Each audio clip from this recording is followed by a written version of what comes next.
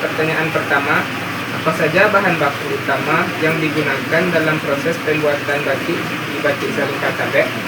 Untuk bahan bakunya banyak sekali ya. Di antaranya pertama adalah kain, yaitu kain yang 100% komplet. Yang kedua adalah kita menggunakan lilin. Yang ketiga kita menggunakan water glass. Empat, kita menggunakan bahannya itu ada warna ini ada dua juga, warna sintetis dan warna alam. Itu untuk bahan baku.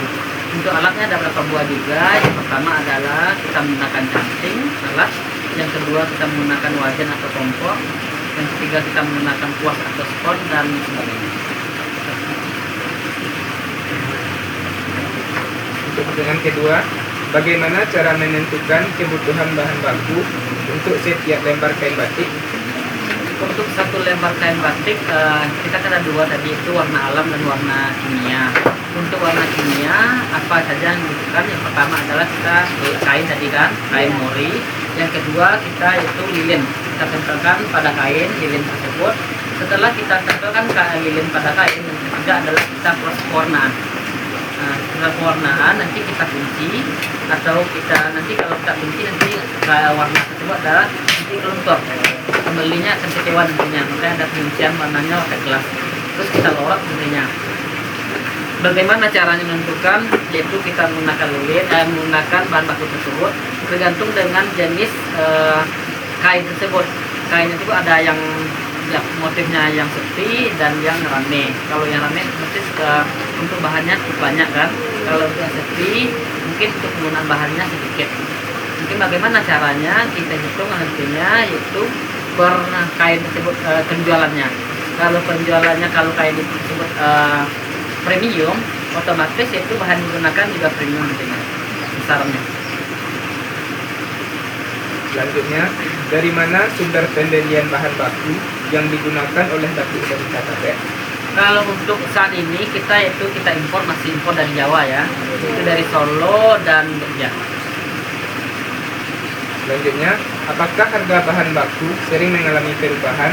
Bagaimana pengaruhnya terhadap biaya produksi? Untuk saat ini yaitu semua bahan pasti naik ya, apapun kita beli. Mungkin contoh kecilnya adalah kain tersebut setiap tahun itu mengalami kenaikan, walaupun itu per yarnya atau per meternya 1000 kan kenaikan.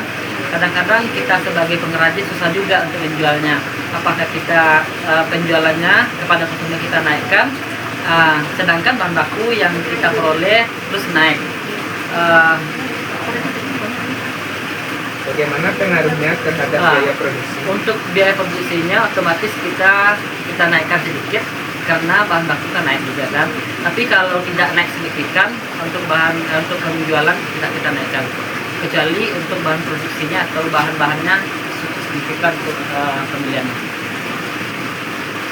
Selanjutnya, bagaimana cara Batik Saling KKBek mengendalikan penggunaan bahan baku agar tidak terjadi pemborosan? Kalau untuk pemborosan, kalau untuk penggunaan bahan tidak bisa kita rubah-rubah ya.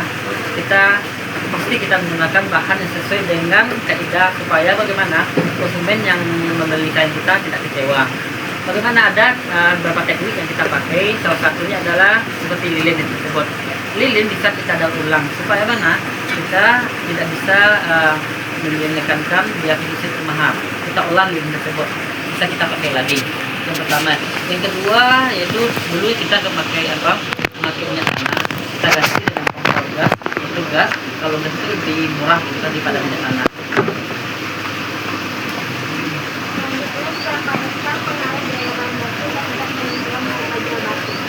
Seperti tadi kan, semakin banyak bahan baku yang kita pakai, tentu untuk penjualannya kita naikkan sedikit. Tapi kalau tidak banyak signifikan untuk bahan baku yang kita pakai impor dari Jawa, otomatis kita cuma tidak naikkan. Takutnya kan konsumennya kecewa juga. Selanjutnya, apakah Batik Saling KKBek melakukan evaluasi biaya bahan baku secara berkala untuk menjaga keuntungan usaha? Kalau untuk evaluasi, pasti evaluasi setiap bahan. Kita kan bukan hanya produksi bahan saja, tetapi kita menjual bahan kita impor ekspor ke beberapa daerah. Sumatera Barat insya Allah Tanjung, Damasraya, Pariaman, Padang Panjang, Sabang, ada Jambi, Riau. Bahkan Kalimantan juga kita kirimkan bahan baku. Bagaimana kita evaluasi tersebut supaya nanti untuk kita menjualnya lagi kita bisa kondisikan juga dengan jualnya. Ini tuh barangnya ambil dari Jawa lalu Iya, kita jual lagi. jual lagi. Seperti kita bahan-bahan yang di pasar-pasar itu.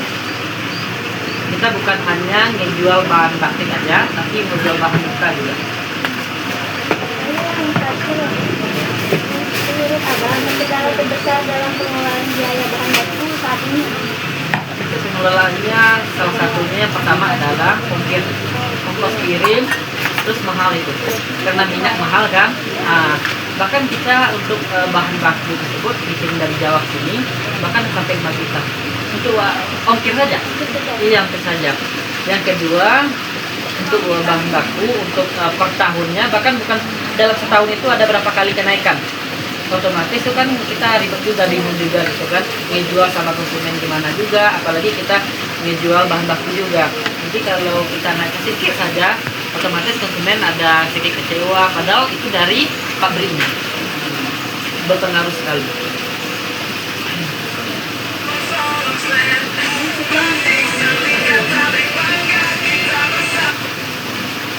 Assalamualaikum. Mungkin untuk dokumentasinya kan dari situ. I just had to let you know you're